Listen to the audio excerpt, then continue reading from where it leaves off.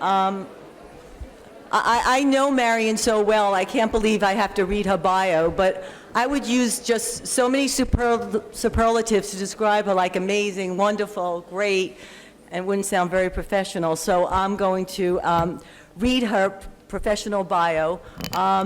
Marion is the Paulette Goddard Professor in the Department of Nutrition, Food Studies, and Public Health at NYU, which she chaired from 1988 to 2003, and she was a fantastic chair. I'm a product of her chairing. She is also a professor of sociology at NYU and a visiting professor of nutrition sciences at Cornell. Her PhD is in molecular biology, and she has an MPH in public health nutrition, and they are both from UC Berkeley. Her research examines scientific and societal influences on food choice, obesity, and food safety, particularly the role of food marketing. She is the author of 6 prize-winning books, among them Food Politics, How the Food Industry Influences Nutrition and Health, What to Eat, which has been translated into Hebrew, and Why Calories Count, From Science to Politics. Her most recent book, Soda Politics, Taking on Big Soda and Winning, won literary awards from the James Beard Foundation and the International Association of Culinary Professionals. She has received many other awards, most recently an honorary degree from the City University of New York's Macaulay Honors Program. From 2008 to 2013, she wrote a monthly Food Matters column for the San Francisco Chronicle. She blogs almost daily at www.foodpolitics.com. It is an amazing blog. And she has a Twitter account at Marion Nestle. And her Twitter account has been ranked by Science Magazine, Time Magazine, and The Guardian as among the top 10 in health and science. So now I'm going to use a little of the other adjectives to describe Marion. It is truly a very emotional time for me to be here in Israel, to have participated in this conference, and for Marion and Mal to be here. Marion deserves all the accolades she gets. She is amazing, and she is the bravest person. She says what she thinks, and she has no problem fighting for all these things she believes are true. And I was trying to find many quotes that I liked of Marion's, but I'm just sort of playing a little bit with what Alice Waters said. And she described Marion as the greatest voice in our time. Marion does vitally important things for our health and for our lifestyle and for future generations. So, Marion.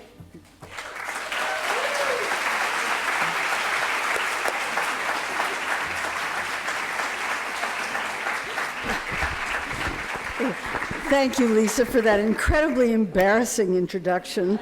I'm blushing, and I'm just so excited to be here. It's my first trip to Israel. And I just can't tell you how exciting it is for me on so many different levels. My book preceded me. It's the only translation of that book, and it was translated into Hebrew. And then Haaretz did this absolutely amazing cartoon in 2007. And so it's just great to be here to see how it was received or whatever.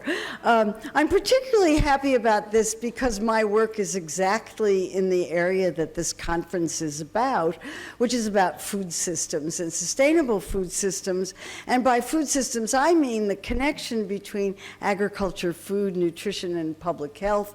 I think they're inextricably linked, and that's really what this conference is about, and it's what I'm going to be talking about.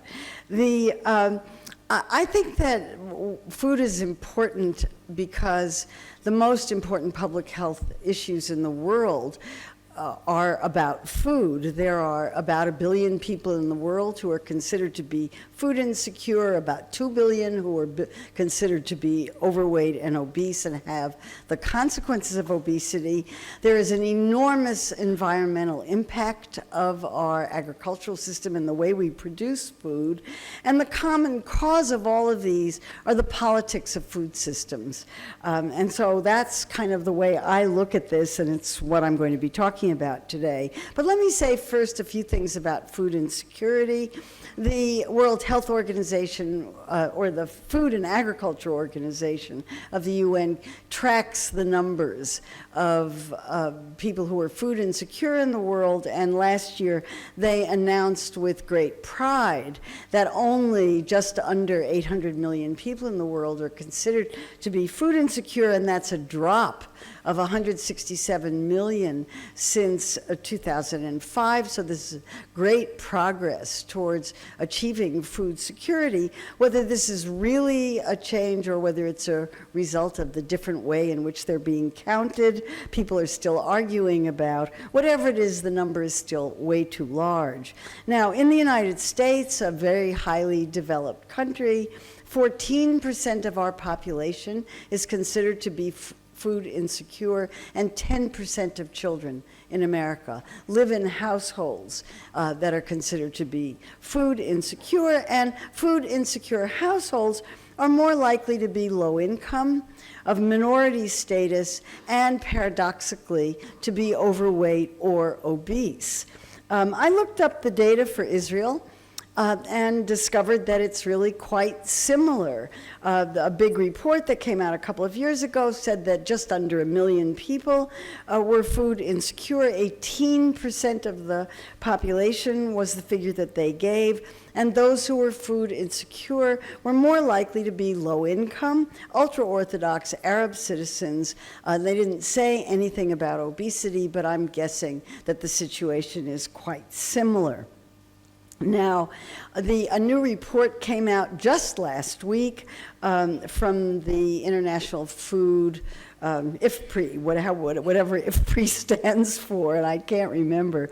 But it's a big food and agricultural organization, and they put out a report just last week that counted up the statistics on food insecurity and obesity, and their big conclusion was that the big problem with all of this is that malnutrition is not inevitable. It's a matter of politics, and if we want to fix malnutrition, we have to fix the political choices that are being made. And the report got a lot of press in the United States. Malnutrition and obesity was a point that was made, that they coexist in many, many countries, and they coexist here, as I'm sure all of you know. So that brings me to obesity, and the Lancet, the medical journal, British medical journal, The Lancet, came out this year with an enormous report on global obesity, and basically it's increasing practically everywhere in the world. And this slide shows men on the left and women on the right, and I've put arrows at the Middle East and North Africa, which is the section that you fall into, and the other arrow goes into high-income English-speaking countries, which is where I live, and you can see that the prevalence of obesity has increased enormously since 1980, and that it's a worldwide phenomenon, which means that every country in the world is trying to figure out how to stave off the inevitable type 2 diabetes and heart disease that will follow. And so obesity, as you heard from Lisa Sasson, carries a large number of risks with it, and those lists are piled here in this particular hamburger. And the risks of obesity are not only the personal costs of health, but also the costs of treatment. And there are risks to treatment and enormous costs of treatment to healthcare systems and to individuals. And the cost alone makes obesity a matter of politics that everybody in every society has to deal with, because societies have to figure out how they're going to pay for these costs, not only in healthcare, but also in lost productivity and all of the other problems that go with it. So that's undernutrition, overnutrition, and what about environmental impact? Here we get into politics as well, because the environmental impact of agriculture is published all over the place, and the results of the assessments that are made very much depend on who is doing the assessing. So this is an assessment by a nutritionist who was very concerned about the cost of agriculture. And what this slide shows, and I know you probably can't read it very easily, it lists processed foods at the top, then meat and meat products, milk and dairy products, grains and other foods and sweets. And the big blue bar is the greenhouse gas contribution of agriculture. The other bars are processing, transportation, packaging, and in-store costs. And you can see that the cost of agricultural production, particularly for meat and meat products, is enormously high, according to this assessment. But if you look at the assessment by the American Feed Industry Association, livestock only account for 4.2% of greenhouse gases. Transportation and energy production are much, much greater. That's one of the reasons why climate change is so controversial, and why politics enters into every single assessment. The science here is very difficult to parse out when you have such strong belief systems on all sides of it. And that brings me to the whole question of what to do about all of this, and that's policy and politics as well. And in the United States, we have two completely different streams of policy that deal with food issues. We have policies that deal with consumption, that's health policy or nutrition policy, and we have policies that deal with production and agriculture, and never the two shall have anything to do with each other.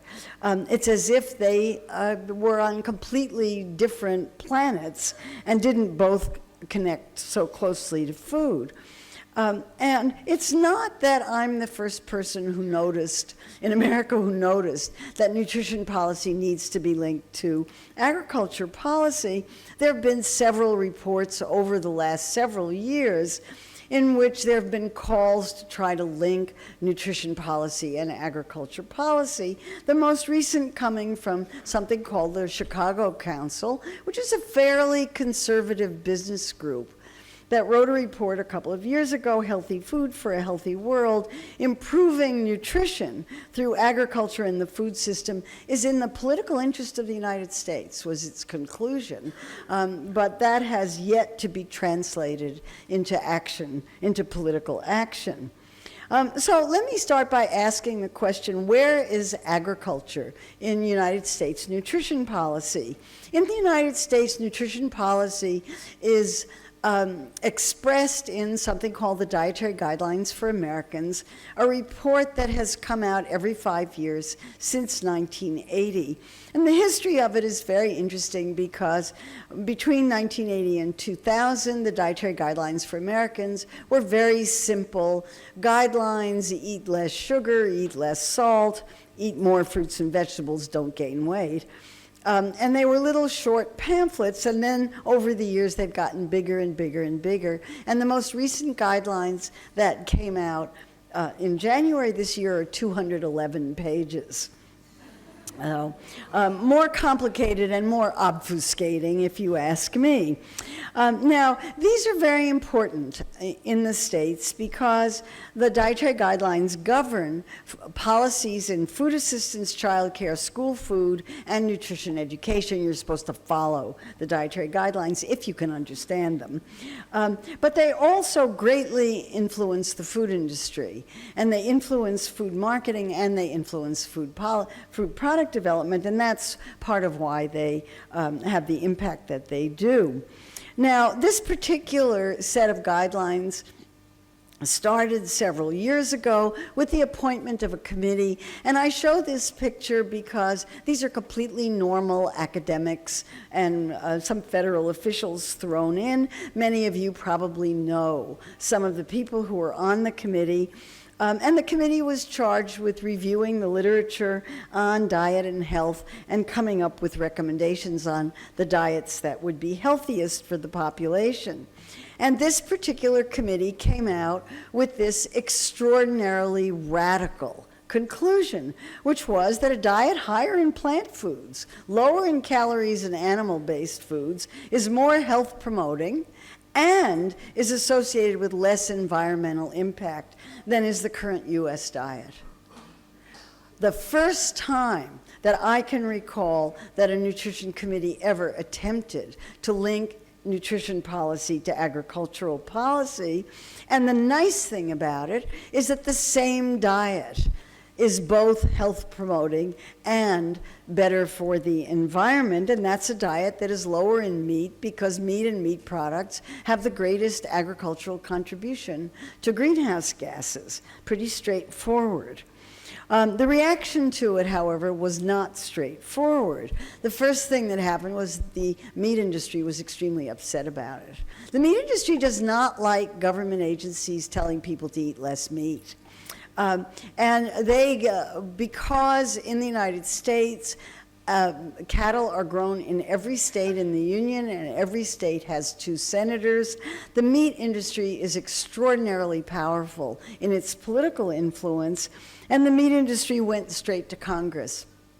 And they got the House of Representatives to put a clause in an agricultural appropriations bill that noted that the Advisory Committee on the Dietary Guidelines was showing an interest in incorporating sustainability, the S word, climate change and other environmental factors and production practices, and we expect the Secretary of Agriculture to make sure not one word of that gets into the dietary guidelines.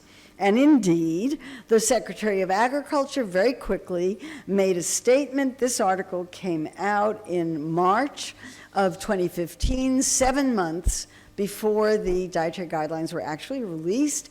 And the Secretary said sustainability issues fall outside of the dietary guidelines, sending a very clear message that no matter what the advisory committee said, the final dietary guidelines were not going to say word one about sustainability. And in fact, when they did come out in January this year, the word sustainability appears nowhere in the 211 pages. You can go online and print out the PDF or leave it online and search for it, and you will never find the word sustainability. It doesn't exist.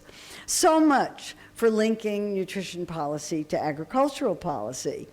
Well, now we ask the reverse question. Where is nutrition in United States agriculture policy? United States agriculture policy also is expressed in a document. This time it's the Farm Bill, about which the less I say, the happier you will be. The Farm Bill was described by, the Farm Bill covers a lot of things, and it's 600 or 700 pages of very small print in the Federal Register. And President Obama in 2014 said of the Farm Bill, it's like a Swiss Army knife. And I don't exactly know what he meant by that, but I'm guessing that it's something that does a lot of things and doesn't do any of them very well. So in a moment of hubris, I taught a class on the Farm Bill in 2008, and on the first day of class, which I think was the high point of the class, it went downhill after that very quickly, I asked the class to tell me what they thought an ideal agricultural policy would look like. And this is the list that they came up with on the first day of class when they were still enormously idealistic, and before they understood what the Farm Bill was really about. And they said that an ideal farm policy would feed everybody in the country. And not only would it feed everybody, but it would feed everybody a diet that they could afford. And it would provide a decent living for farm workers and for farmers. It would promote local, regional, organic, and sustainable food systems. It would promote consumption of fruits and vegetables. It would get involved in fair trade and aid. It would protect natural resources. It would be kind to animals, and it would prevent changes in climate, pollution, and unnecessary waste, all of the themes of this conference. So that was really, I thought, yeah, great. Now let's look at what the Farm Bill really does. And the 2014 Farm Bill, hundreds and hundreds of pages of very small print, provides enormous incentives for big, intensive agriculture, for animal feed, not human food. It says almost nothing about human food. All of it's about feeding animals. It promotes biofuels, the growing of food crops like corn, to produce ethanol for cars, which is mind-boggling in its irrationality, if you ask me. And it promotes overproduction, which is one of the factors that leads to obesity. There's a lot of food in the country. Food companies have to sell it, and they do everything they can to get people to eat more, not less. That's one of the factors that's responsible for obesity. So the easiest way to talk about the contradictions in United States agriculture policy, and you'll have to figure out how, what the analogy is with Israeli agricultural policy, but ours says, nutrition policy says make half your plate fruits and vegetables. Eat a largely plant-based diet in which half your plate is fruits and vegetables. But if you look at agricultural supports from in the years prior to 2014, fruits and vegetables got less than 1%, less than 0.5% of the amount in the Farm Bill and the amount devoted to agriculture in the Farm Bill. Tobacco, in contrast, got 2%, 4 times as much. So we have an irrational agricultural policy that really is not aimed at public health in any way whatsoever. And the solution to that, of course, is for the public to make choices that will drive agriculture and health policy together. And for that, if you want to avoid obesity, the approach to that is really pretty simple. It's eat less, eat better, and move more. Eating less is pretty obvious but hard to do. Eating better I want to talk about a little bit. And moving more is important, but it's not going to solve the problem. So first of all, what do I mean by eating better? Well, here the dietary guidelines are pretty clear. They want you to eat more fruits, vegetables, whole grains, and unprocessed foods, and much less of processed foods. The difficulty here is that processed foods are infinitely more profitable to the companies that produce them than are fruits and vegetables to the farmers who grow them. And that's a contradiction built into the kind of food system that we have. And there are other problems as well. If you want to have policies that promote eating better, you have to deal with the fact that many, many different kinds of diets promote good health. There isn't just one diet. The Mediterranean diet is not, healthy as it is not the only diet in the world that promotes good health. The many factors, not just personal choice, influence people's food choices. Advertising, for example, what your friends are eating, where you go for dinner, all of those things have a great deal to do with food choice. Yes, the food industry has a vested interest in selling its products and getting you to buy more of its products rather than its competitors' products. But when we talk about science-based dietary guidelines, we're really in trouble because we just don't have the kind of science that is necessary to make firm pronouncements, because humans make terrible experimental animals, and the science is really difficult to do. So given that situation, politics and ideology and personal belief systems enter the picture and are very, very difficult to deal with if you're trying to give rational dietary advice. And in this situation, in which there is so much marketing and so much promotion of unhealthy foods, it's really difficult for individuals to make healthy choices. And I have a lot of sympathy for everybody who lives in these kinds of food systems. So my solution to it is you have to get busy in politics and advocate for the kind of diet that you think is healthy for not only for you personally, but for everybody else.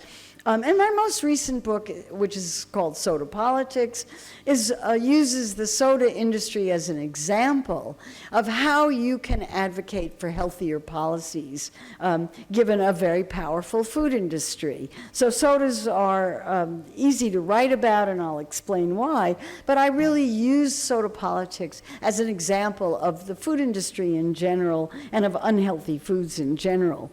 First of all, why write about sodas? Easy.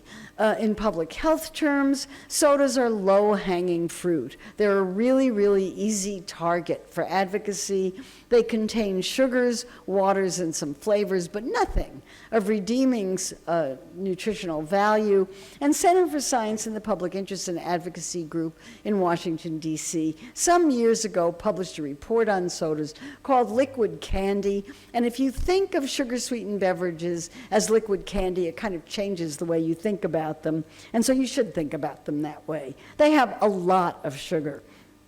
The Dietary Guidelines, somewhere on page 198 or something like that, make the suggestion that added sugars should be consumed in no greater amount than 10% of total calorie intake. And that seems completely reasonable, except when you look at sodas and realize that a 16-ounce or 450 milliliter soda contains 49 grams of sugar. 50 grams is the amount that you're allowed on a 10% of calorie diet, roughly on average. So one 16-ounce soda does it for the whole day, for all of your added sugar. Obviously, that's a lot less than many people are consuming, and almost everybody would be better off consuming less sugar. Not no sugar. I don't know about you. I'm not ready to give it up, but less sugar. Now, Americans are following that advice. In the United States, sales of sugar-sweetened beverages, which account for nearly half of total sugars in American diets, are down by 25 to 30% since about the year 2000. A really sharp decrease in consumption of these beverages, so that the average now is one 12-ounce can a day across the entire population, but only half of the population drinks them, so it's higher for the people who actually drink them. But this is way down from where it used to be, and the soda industry is well aware of this and has reacted to it quite strongly. And in fact, what the decline in soda consumption has done is to put the soda industry under very intense scrutiny. It's under scrutiny from the business community, which doesn't like the idea that sales are down and that these companies may be losing profits, and are writing all kinds of sell your stock kind of advice about the soda industry. It's under enormous scrutiny for marketing to children. The soda companies have said that they will market responsibly, and what they mean by that is they will not advertise on television programs directed to children under the age of 12. And they are not doing that, and they have not done that for a long time. They are, however, advertising to children in lots and lots of other ways, which is why stopping marketing of junk food to children is the first step in any kind of health policy that's really going to have an effect. Every evaluation of marketing to children done recently in the United States over the past few years shows many violations of the idea that you don't market to young children. They're marketing to young children. They are also marketing extensively to low-income minority groups, African American and Hispanic in the United States, and putting targeted marketing into it, and that also is coming under increasing scrutiny, particularly because minority groups have the highest levels of obesity in the United States, and they are the groups that really should be trying to eat more healthfully if it were possible for them to do so. But the most recent scrutiny, and the place where the soda industry really landed on the front page of the New York Times was last August, when there was an enormous investigative report of Coca-Cola's funding of a group called the Global Energy Balance Network, who were a group of university investigators who were promoting the idea that it really didn't matter what you ate. What really matters is how physically active you are. Now, let me make it really clear. I'm in favor of physical activity. I just don't think that it's going to work as an obesity prevention strategy.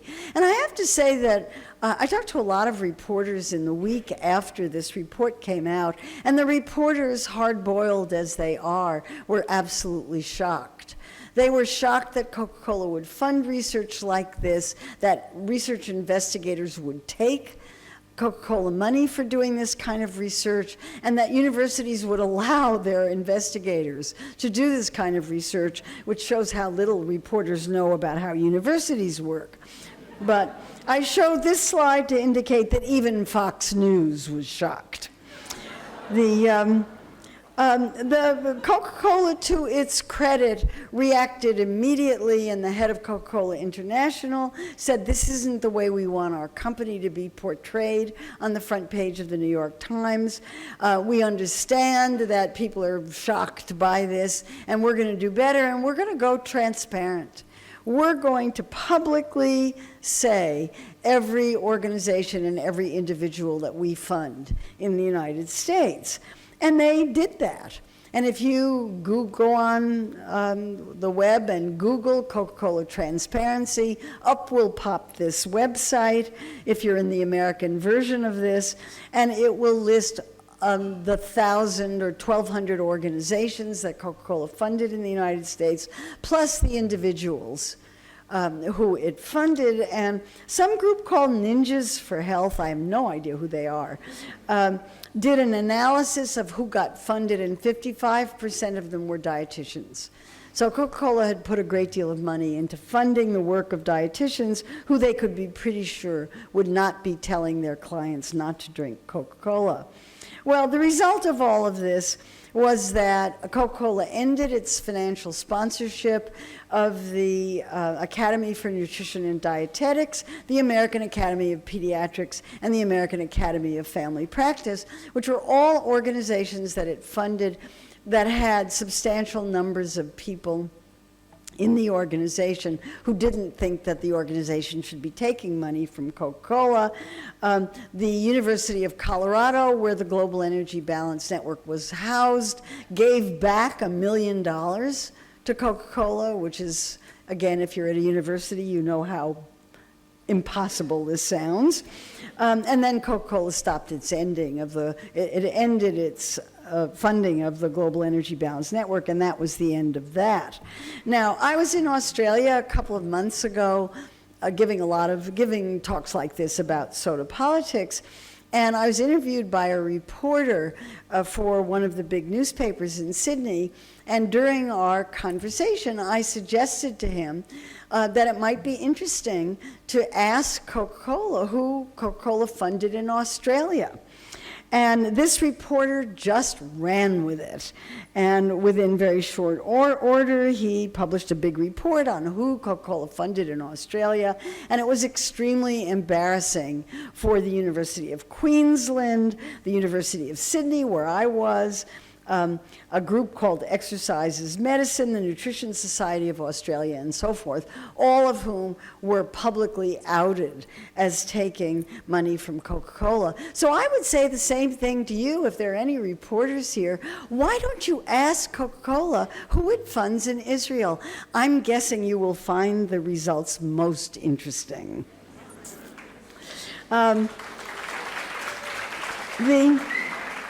The final result of this, just to show you what this kind of thing does, is the head of Coca-Cola Australia New Zealand, when all of this broke into the press, said, I don't understand what the problem is. She said, 1 can a week isn't unhealthy.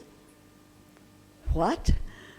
The average consumption in the United States is 1 can a day. 1 can a week isn't unhealthy? I'll vote for that. Couldn't agree with her more. I hope she still has her job. I came away from this thinking that Coca-Cola and by analogy other big food companies are schizophrenic entities. That on the one hand, they have these wonderful people in the front office who, like the head of Coca-Cola International and the head of Coca-Cola in the United States, who I've met, and he's the nicest man in the world.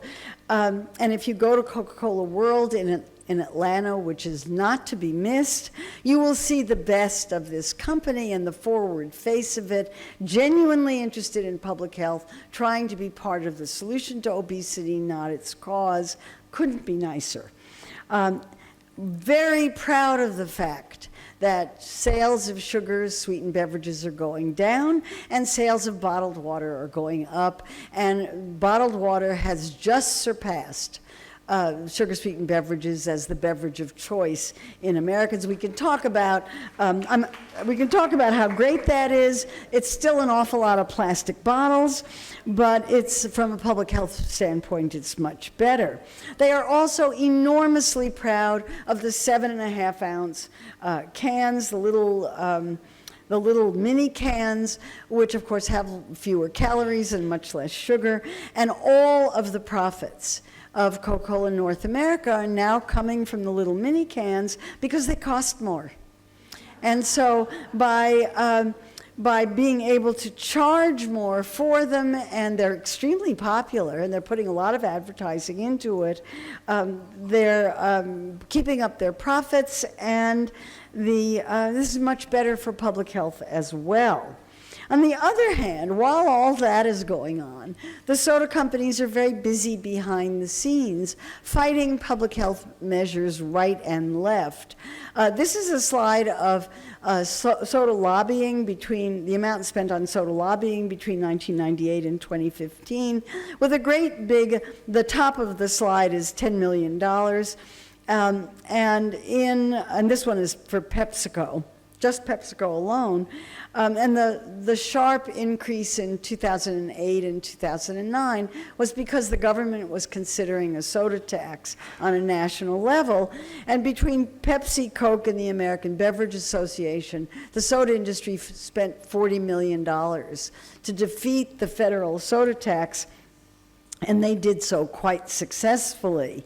Now, I got to see the soda industry's less attractive side in action because I live in New York City.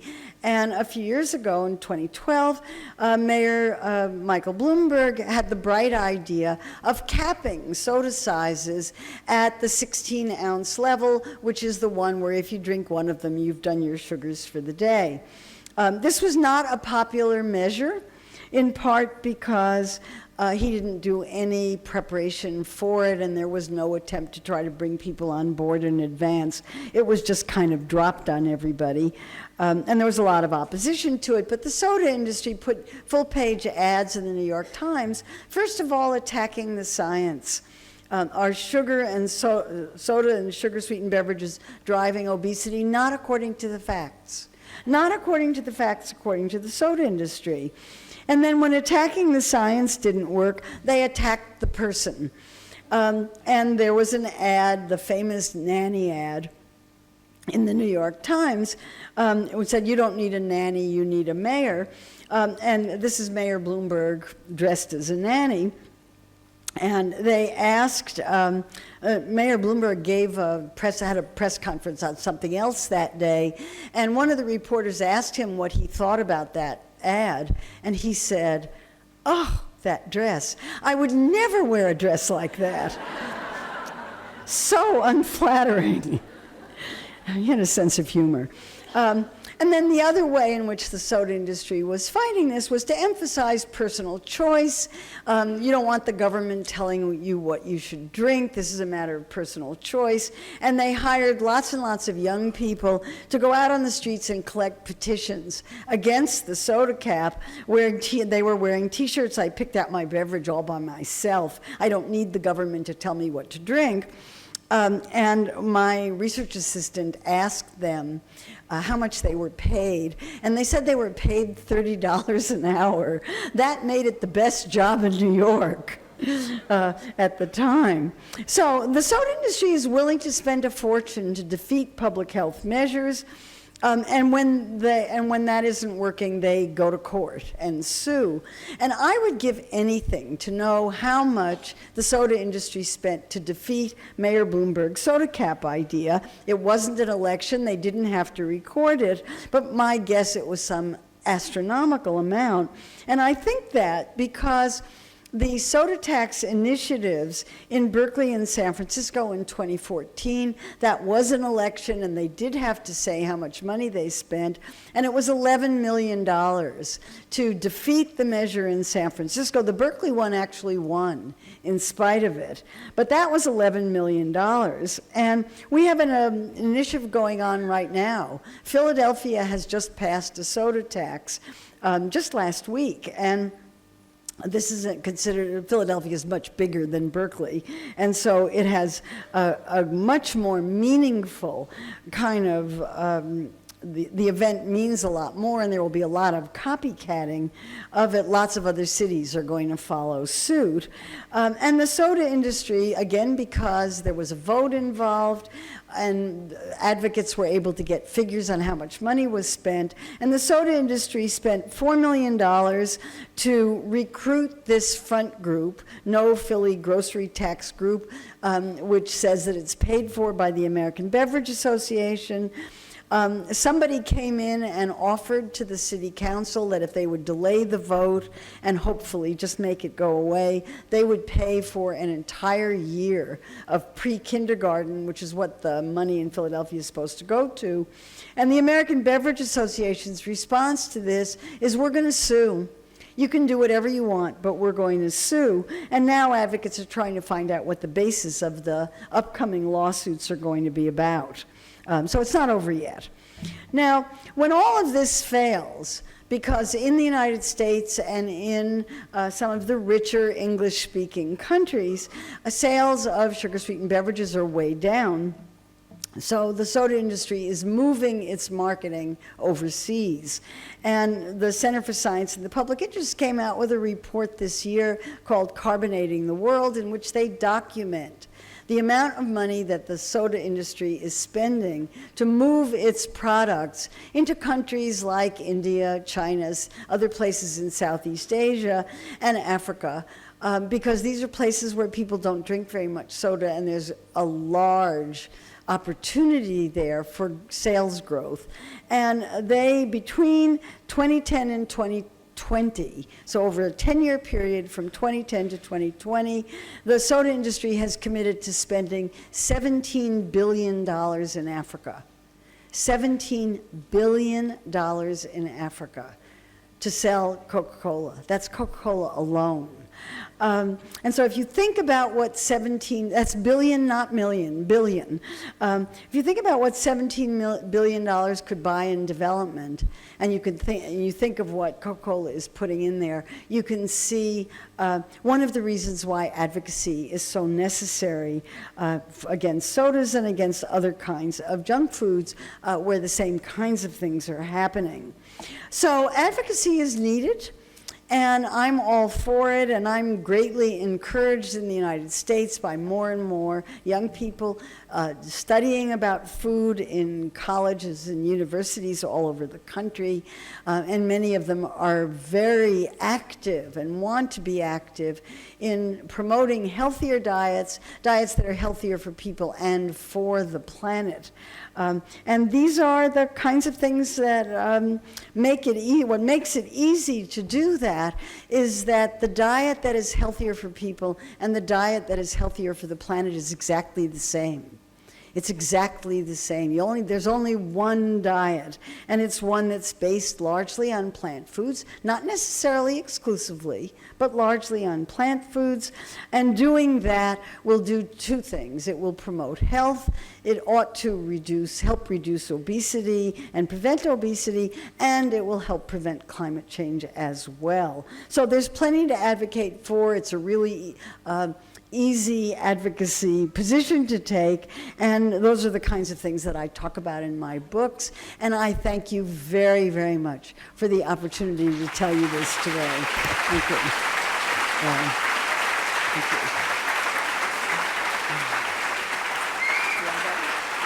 I done? Thank you.